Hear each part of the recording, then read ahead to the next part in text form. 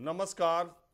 Supreme court की कड़ी फटकार के बाद एसबीआई ने 12 मार्च को इलेक्शन कमीशन को इलेक्टोरल बॉन्ड का सारा डिटेल्स भेज दिया।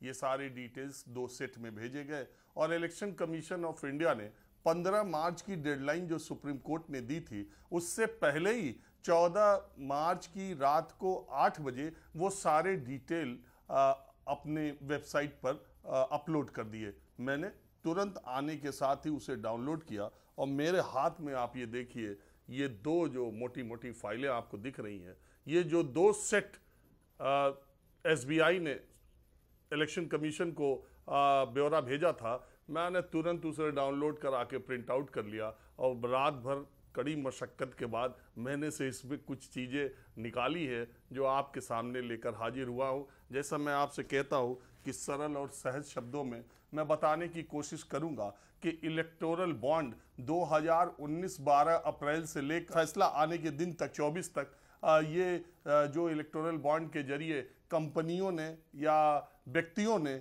बॉन्ड खरीदे और राजनीतिक दलों को जो चंदा दिया उसका ब्यौरा क्या है और उससे क्या क्या चीजें निकलती हैं।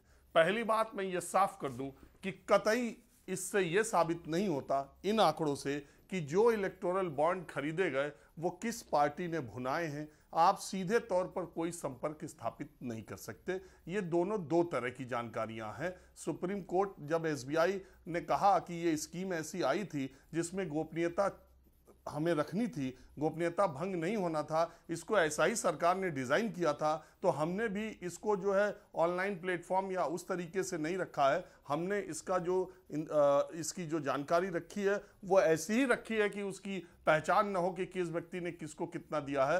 तब सुप्रीम कोर्ट ने कहा कि आपके पास ये तो पता है, जब पॉलिटिकल पार्टीज इलेक्शन कमीशन को जाके ये कह रही हैं कि इलेक्टोरल बॉन्ड के जरिए उनको इतना पैसा मिला है, तो आपको ये बताने में कि किस व्यक्ति ने दिया है और कब दिया है क्या दिक्कत है। तब उसी के फटकार के बाद ये डाटा सामने आया। इस डाटा से कुछ महत्वपूर्ण बातें सामने आती हैं।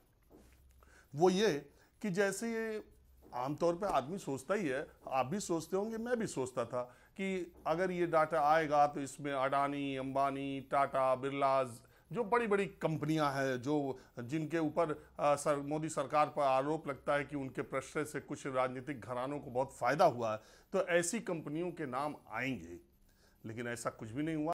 तो अभी तक जो आपने और जगह भी देखा होगा और जो मैंने भी देखा है, उसके हिसाब से जो टॉप 3 जो चंदा देने वाले हैं, इलेक्टोरल बॉन्ड खरीदने वाले हैं, उसमें फ्यूचर गेमिंग नंबर 1 की है जिसने 1300 करोड़ रुपए से ज़्यादा का चंदा दिया है। दूसरे नंबर पर मेघा इंजीनियरिंग आती है जो कि इंफ्रास्ट्रक्चर में भी है, जो कि बिजली में भी है, जो कि न्यूज़ चैनल में भी है। उनका एक न्यूज़ चैनल भी है हैदराबाद का, उसका है क्विक सप्लाई चेन।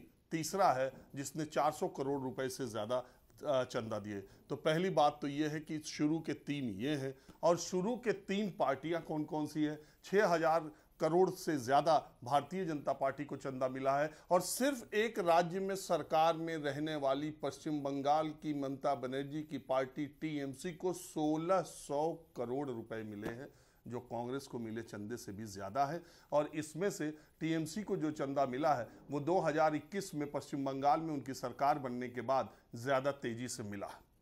अब इस लिस्ट में और चंदा देने वालों में क्या कोरिलेशन है और क्या कौन कौन से लोग चंदा दे रहे थे, तो सबसे पहले तो बात इस पे जाती है कि जो टॉप 30 कंपनीज हैं, जो टॉप 30 डोनर हैं, जो शीर्ष 30 दानदाता हैं इलेक्टोरल बॉन्ड के जरिए राजनीतिक दलों को, उसमें 14 ऐसे हैं जो सीबीआई, आईटी या इनकम टैक्स के रेड के दायरे में थे और जैसे ही उन पर रेड पड़ी है उसके कुछ ही दिन के बाद उन्होंने इलेक्टोरल बॉन्ड बड़े बड़े उसमें खरीदा है। इसमें तीसरे नंबर की कंपनी क्विक सप्लाई चेन जो है उसका भी बड़ा अद्भुत मामला है। जिस महीने उसने 400 करोड़ से ज़्यादा का इलेक्टोरल बॉन्ड खरीदा है। एक ही दिन 5 जनवरी 2022 को, उस समय देश में यूपी और पंजाब के विधानसभा चुनाव भी हो रहे थे, 5 जनवरी 2022 को क्विक सप्लाई चेन ने एक दिन में 225 करोड़ रुपए का इलेक्टोरल बॉन्ड खरीदा है। मज़ेदार बात यह है कि 27 करोड़, मतलब रिपोर्ट्स के मुताबिक 27 करोड़ रुपए उनका मुनाफा रहा है और उन्होंने 225 करोड़ रुपए और कुल मिला के 400 करोड़ रुपए से ज़्यादा का इलेक्टोरल बॉन्ड दिया है। तो मिनिस्ट्री ऑफ कंपनी अफेयर्स के मुताबिक क्विक सप्लाई चेन की जो मार्केट शेयर है वो है 130 करोड़ का और उन्होंने चंदा दिया 400 करोड़ रुपए से ज़्यादा। तो आपको लग रहा होगा ये क्विक सप्लाई चेन में कौन है, तो इसके जो डायरेक्टर्स हैं वो तीनों डायरेक्टर्स रिलायंस कंपनी के, अलग अलग कंपनियों के भी डायरेक्टर हैं, जो इस कंपनी के 3 डायरेक्टर हैं। तो ऐसे ये माना जाता है कि ये क्विक सप्लाई चेन जो कंपनी है वो रिलायंस से कहीं ना कहीं अपरोक्ष तौर पर जुड़ी हुई है और तीसरे नंबर की कंपनी है जिसने चंदा दिया है, इलेक्टोरल बॉन्ड खरीदा। अब बात करते हैं फ्यूचर गेमिंग की। फ्यूचर गेमिंग एक लॉटरी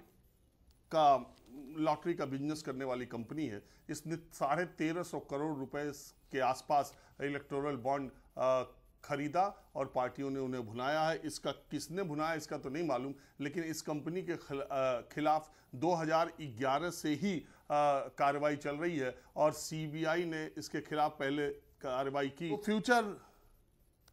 फ्यूचर गेमिंग कंपनी ने इसके 400 करोड़ से ज़्यादा की संपत्ति ईडी ने अटैच की और जब ईडी इसकी संपत्ति अटैच की उसी के आसपास इस कंपनी ने इलेक्टोरल बॉन्ड खरीदना शुरू किया। आप सोचिए जितने की संपत्ति ईडी ने अटैच की उसका 3 गुना 1300 करोड़ रुपए, 1364 करोड़ रुपए के आसपास इसने इलेक्टोरल बॉन्ड में खरीदे और दे दिए, राजनीतिक दलों को दे दिए।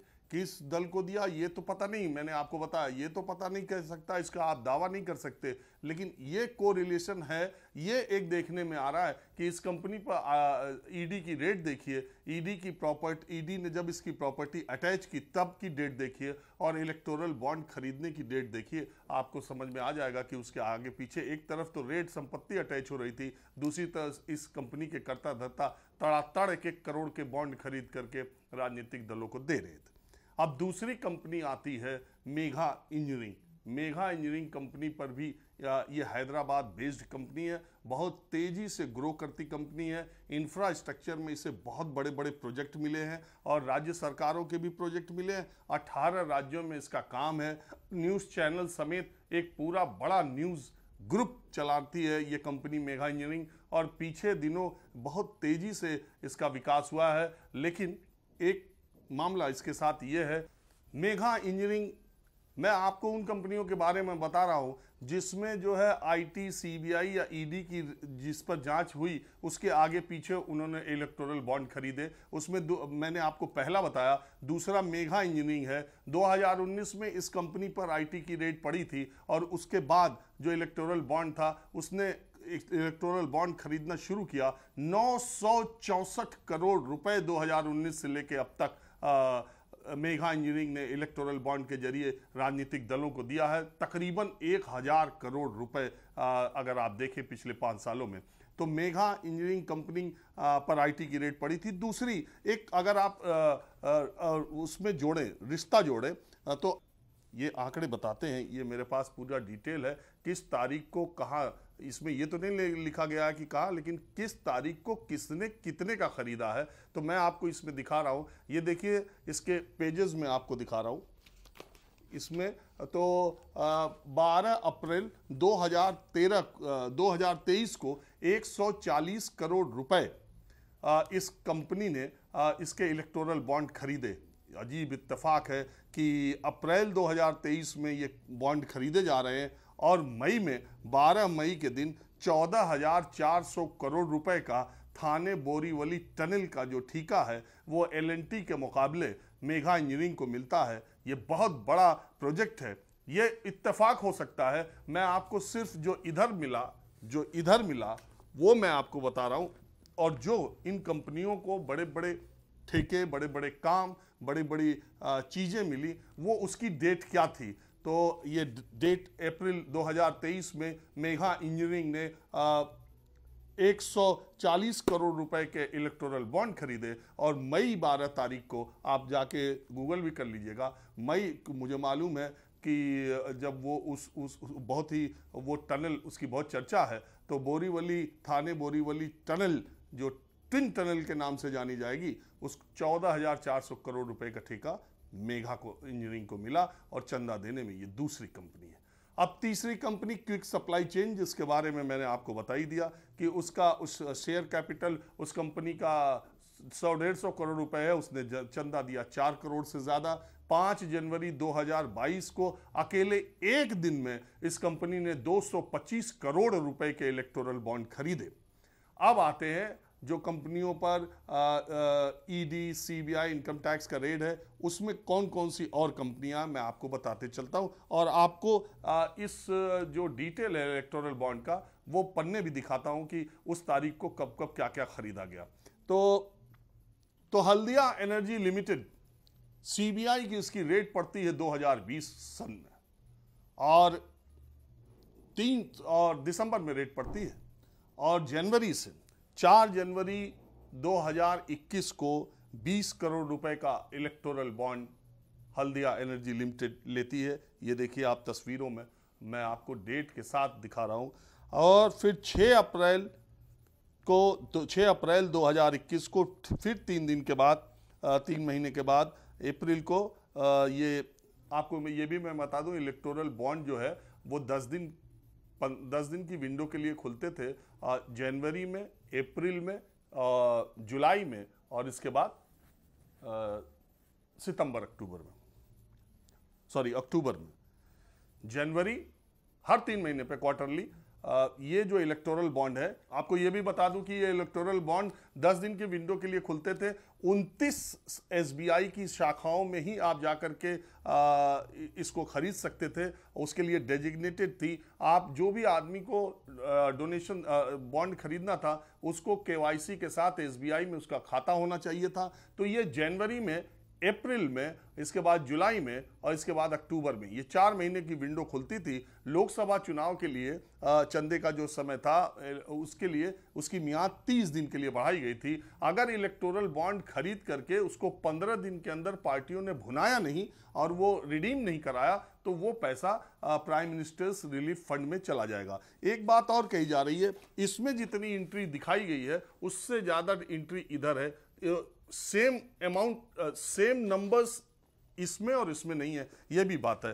तो मैं आपको बता रहा था कि हल्दिया एनर्जी जो लिमिटेड है, उसमें दिसंबर 2020 में उस पर छापा पड़ा।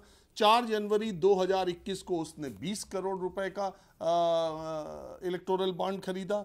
6 अप्रैल 2021 को फिर 20 करोड़ रुपए का बॉन्ड खरीदा।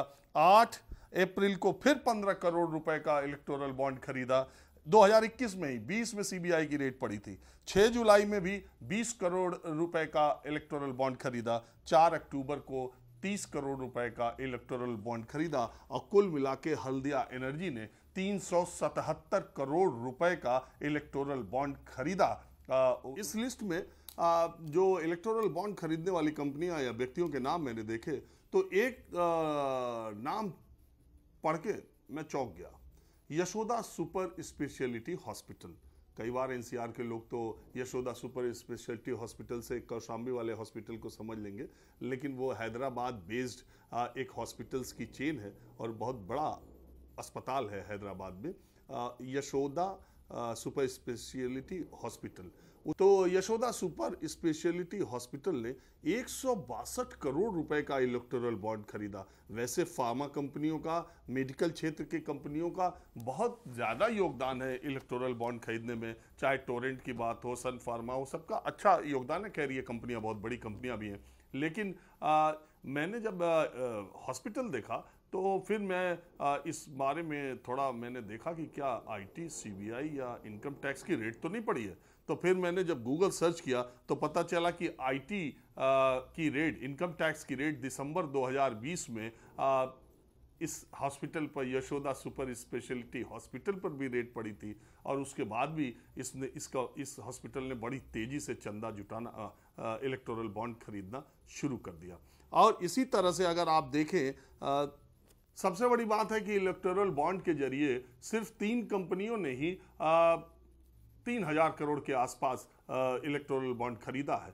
दूसरी बड़ी बात अगर आप देखें कि 3 जो सबसे बड़ी पार्टियां हैं जिनको जो चंदा मिला है उसमें भारतीय जनता पार्टी नंबर 1 पर है, और जो सरकार में होती है, जिसकी राज्य में सरकारें ज़्यादा जिस पार्टी की होती है, केंद्र में होती है, उसे चंदा ज़्यादा मिलता भी है। ये हर जगह बात है। चौंकाने वाली बात है कि एक राज्य में सिर्फ पश्चिम बंगाल की है, लेकिन उसे 1600 करोड़ रुपए और वो दूसरे स्थान पर है। तीसरे स्थान पर कांग्रेस पार्टी है। तो 3 जो बड़ी कंपनियां हैं वो ये हैं, जो 3 बड़े लेने वाली पार्टी पाने वाली पार्टियां वो ये हैं। और अगर एक शहर के हिसाब से आप देखेंगे तो सबसे ज्यादा किसी शहर या किसी राज्य के लोगों ने इलेक्टोरल बॉन्ड खरीदा है तो वो हैदराबाद शहर है, वो राज्य है तेलंगाना।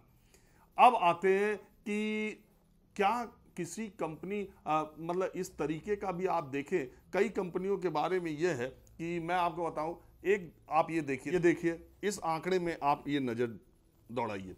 जिंदल स्टील ने 7 अक्टूबर 2022 को 25 करोड़ रुपए के इलेक्टोरल बॉन्ड खरीदे। ये देखिए तस्वीरों में देखिए, 7 अक्टूबर 2022 को 25 करोड़ का एक एक करोड़ करके, क्योंकि डिनोमिनेशन 1 करोड़ सबसे ज्यादा था, 1000 सबसे कम था, इसलिए ये देखिए 1 करोड़ 7 अक्टूबर 2022 को जिंदल स्टील ने खरीदा। और अगर आप जाएंगे तो आपको पता चल जाएगा, अगर आप गूगल करेंगे आप देख लीजिए, जिंदल स्टील को 10 अक्टूबर 2022 को एक कोयले की खदान मिल गई। तो इसका आपस में कोई रिश्ता भले ना हो, ये संयोग है या प्रयोग में नहीं जानता, लेकिन ये जरूर है कि 7 अक्टूबर 2022 को 25 करोड़ का जिंदल स्टील ने इलेक्टोरल बॉन्ड खरीदा और 10 अक्टूबर को उन्हें कोल माइंस मिल गई। मेगा इंजीनियरिंग के बारे में अगर एक जानकारी और दें, दिसंबर 2022 में मेगा को ये बीकेसी बुलेट ट्रेन स्टेशन जो है बांद्रा कुर्ला मुंबई का, उसका कॉन्ट्रैक्ट मिला ये दिसंबर 22 में, और उसी महीने में 56 करोड़ रुपए का, ये देखिए दिसंबर 2022 में मेगा इंजीनियरिंग ने 56 करोड़ रुपए का इलेक्टोरल बॉन्ड खरीदा। देखिए ये आंकड़े बताते हैं कि अप्रैल 2022 में ईडी ने, जो फ्यूचर गेमिंग है, ईडी ने रेड डाली और उसके 5 दिन के भीतर ही 100 करोड़ रुपए का इलेक्टोरल बॉन्ड इस कंपनी ने फ्यूचर गेमिंग ने खरीदी। इसी तरह अक्टूबर 23 में ये देखिए आईटी डिपार्टमेंट का रेड पड़ा और उसी महीने में 65 करोड़ रुपए का ये इलेक्टोरल बॉन्ड फ्यूचर गेमिंग ने खरीदा। इसी तरह पिछले साल दिसंबर 2023 में शिरडी साई इलेक्ट्रिकल्स पर आईटी डिपार्टमेंट का रेड पड़ा और 40 करोड़ रुपए के उसी नेक्स्ट महीने जनवरी में आप देखिए 40 करोड़ रुपए का इलेक्टोरल बॉन्ड ये शिरडी साई इलेक्ट्रिकल्स ने खरीदा है। तो ये अलग अलग तरीके के ट्रेंड्स हैं। वैसे तो अभी बहुत खुलासे और भी होंगे और बहुत ये भी पता चल पाएगा कि किसने किसको दिया। असल में ये देखना कि इन्होंने इलेक्टोरल बॉन्ड खरीदा, ये देखना कि उसको किसने भुनाया, किस पार्टी ने कब भुनाया, और भी दूसरी घटनाएं एक दूसरे को कैसे जोड़ती हैं। आजकल के ज़माने में समय तो ज़्यादा लगेगा, अभी इतना ही निकल पाया है। जो कंपनियों पर, और ये कोई ऐसी चीज़ नहीं है, जो कंपनियों का नाम है आप खुद ही आईटी, सीबीआई और ईडी रेड गूगल पर डाल देंगे तो ये सारा डाटा जो मैंने आपको बताया है वो सामने आ जाएगा, और महीनों के हिसाब से सारा डिटेल है ही, आप टैली भी कर सकते हैं। लेकिन इतना जरूर है कि इलेक्टोरल बॉन्ड आने के बाद जो तमाम आईटी, सीबीआई और ईडी की रेड पड़ी है, उस कंपनियों के इलेक्टोरल बॉन्ड खरीदने की सक्रियता तेजी से देखी गई है और अभी बहुत कुछ इसमें आना बाकी भी है। और एक बात मैं और बता दूं, 2018 से लेके 19 तक के डाटा अभी 2500 करोड़ के इसमें नहीं आए हैं। वो 2500 करोड़ रुपए के इलेक्टोरल बॉन्ड किसने खरीदे और उन 2500 करोड़ में से किसने कितना भुनाया, अभी इसकी जानकारी भी सामने नहीं आई है। फिलहाल आज के वीडियो में बस इतना ही। नमस्कार।